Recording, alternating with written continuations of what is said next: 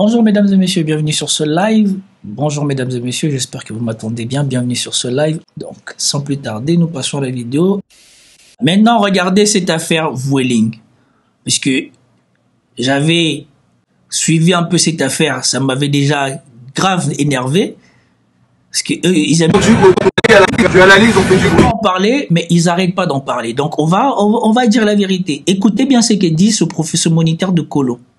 Il y a deux audios de ce moniteur de Colo. Il y a un audio où il va faire tout un micmac, le cinéma. Oui, enlevez vos signes religieux, vos machins, vos nini et tout ça, nanana. On va pas leur laisser une seule raison pour nous viser.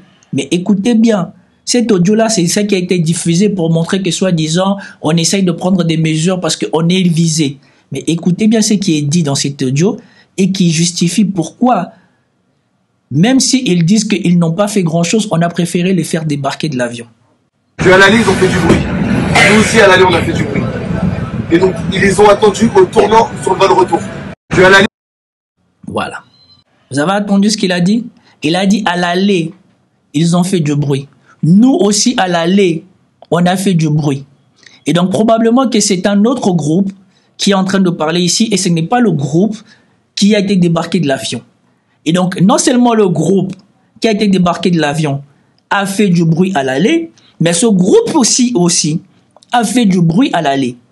Et apparemment, les témoignages recueillis, ils auraient fait un bordel monstre dans l'avion à l'aller, et la compagnie avait pris sur elle, et cette fois-ci, comme ils s'étaient fait remarquer à l'aller, et ben c'est tout, on les attendait au tournant. Et dès qu'ils ont commencé, on a préféré les débarquer de l'avion.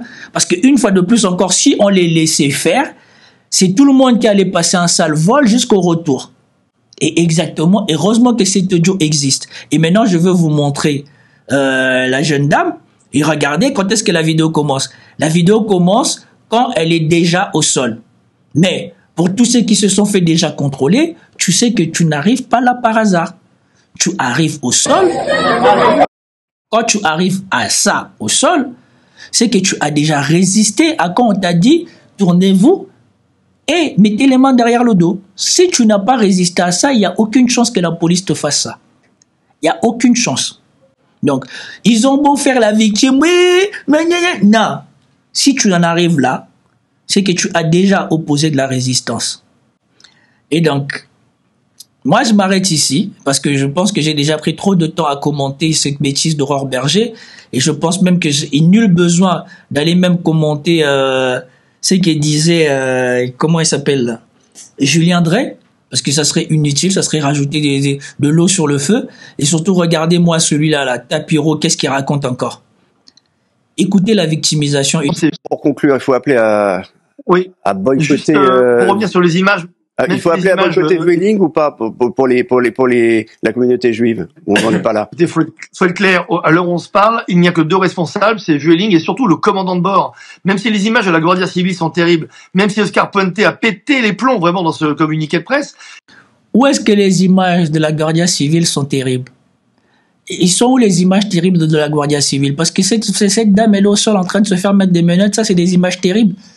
Quand vous voyez le producteur de musique là, Michel Claire ou je sais pas quoi là, qui s'est fait défoncer chez lui avec au moins je sais pas 10, je sais pas combien de policiers qui sont rentrés chez lui pour le défoncer.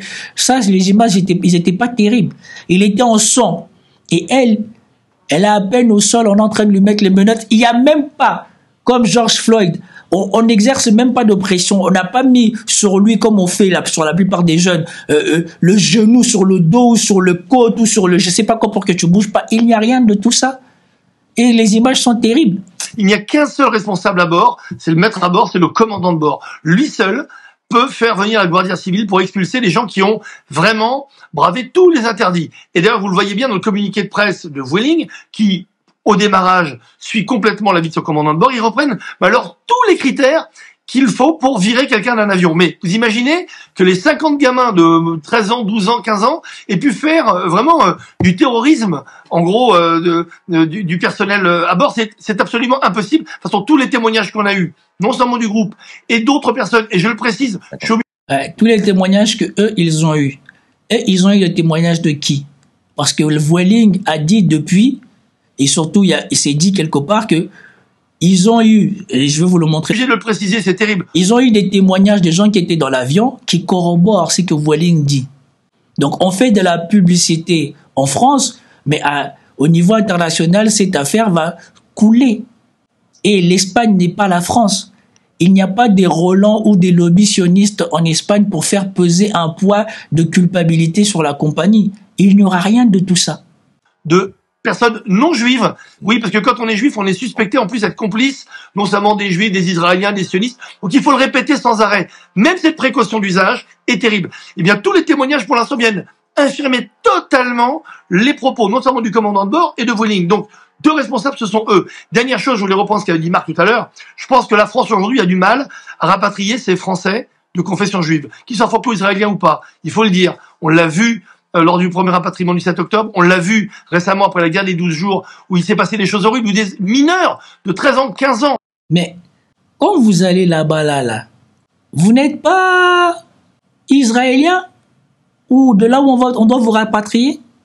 Et ça, c'est pas un incident diplomatique. Ça, c'est un incident civil. En quoi c'est le rôle de la France que les gens de la colo se soient mal comportés? En quoi?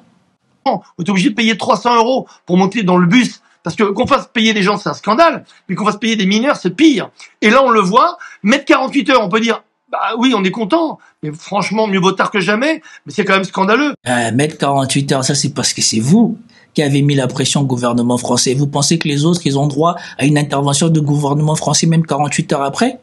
Si on était totalement mobilisés, si la France était vraiment derrière ces Français à l'étranger, surtout des mineurs, on n'aurait pas attendu 20 minutes. Rappelez-vous ce que Rima Hassan a déclaré. Oh là là, il va falloir me rapatrier dans la seconde. Le chef de l'État, tout l'exécutif français s'est mobilisé pour la rapatrier et faire d'elle une rapatriée en urgence, place de la République, où elle était accueillie comme un chef d'État. Donc encore une fois, on parle de deux poids, deux mesures. Bah, je peux vous dire qu'entre Rima Hassan et les 50 petits gamins qui n'ont rien fait dans cet avion, vous verrez, je m'engage, vous le verrez. Ben, on attend toujours, hein. Ça fait presque une semaine maintenant, bientôt. Suite à l'enquête, ils n'ont rien fait. C'est le commandant de bord qui a tout inventé. Et vous allez le voir, ça va pleuvoir comme à Stalingrad. Donc, il faut que l'État français protège tous les Français, même les Juifs. Je suis obligé de vous le dire. Aujourd'hui, le Quai d'Orsay est en deçà de tout. Le culot, il a dit même les Juifs.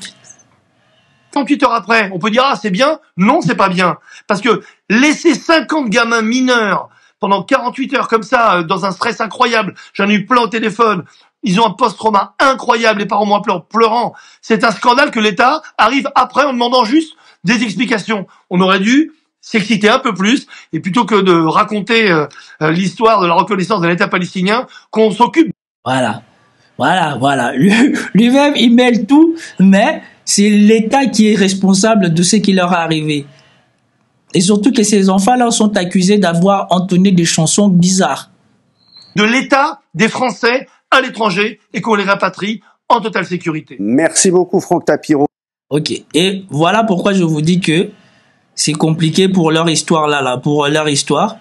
C'est parce que ici, quelque part,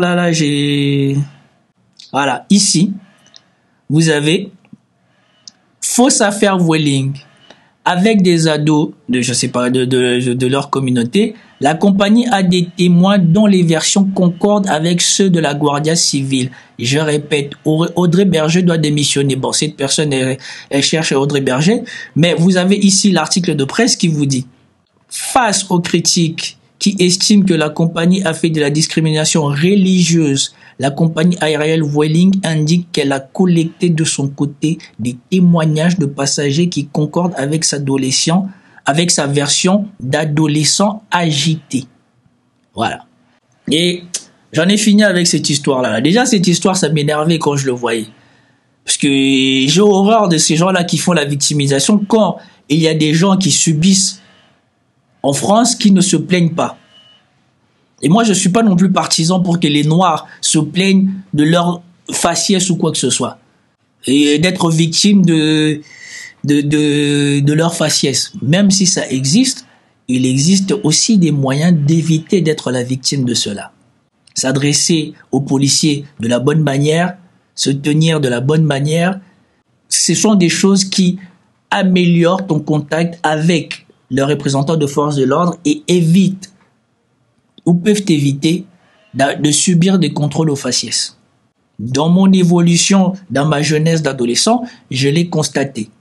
Même quand on pouvait me confondre avec quelqu'un, le fait de parler avec respect avec les policiers, ça faisait presque disparaître la tension et ça faisait que ça se passait bien. Peace out.